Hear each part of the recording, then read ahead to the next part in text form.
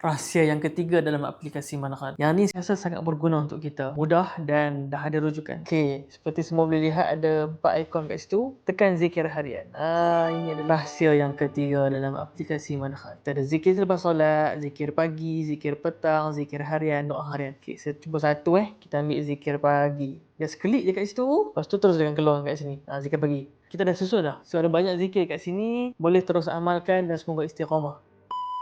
Kalau anda suka konten tadi, jom sama-sama kita claim voucher di bawah untuk dapatkan 10% diskaun langganan aplikasi Manahan.